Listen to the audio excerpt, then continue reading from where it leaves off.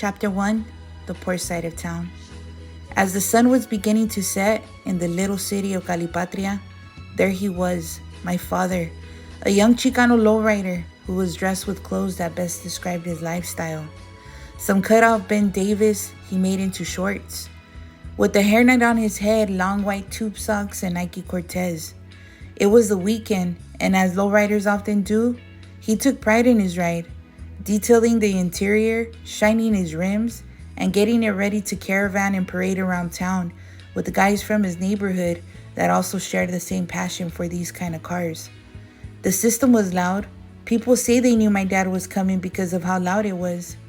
On this specific evening, a block away, there was a 15-year-old girl who was in town visiting her older married sister, who had kids that were close to her age, so she would entertain them. As she was outside with her nieces, riding their bikes around the street, they heard music and decided to follow it. The music was coming out of my father's 77 lowrider Monte Carlo. When my mom and him seen each other, my mom kept riding. She didn't stop, despite all his catcalls and whistles.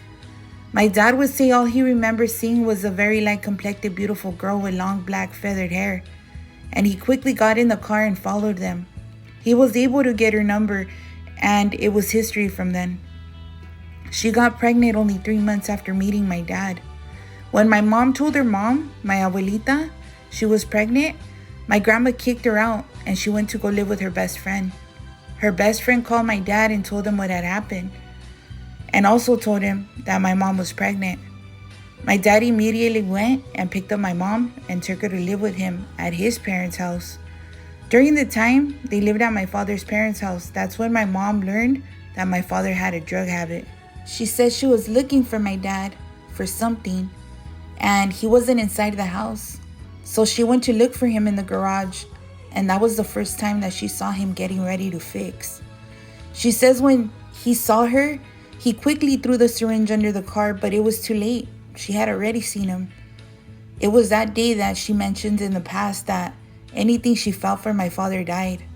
She stayed with him after that. She was young, and in all reality, she didn't have nowhere to go.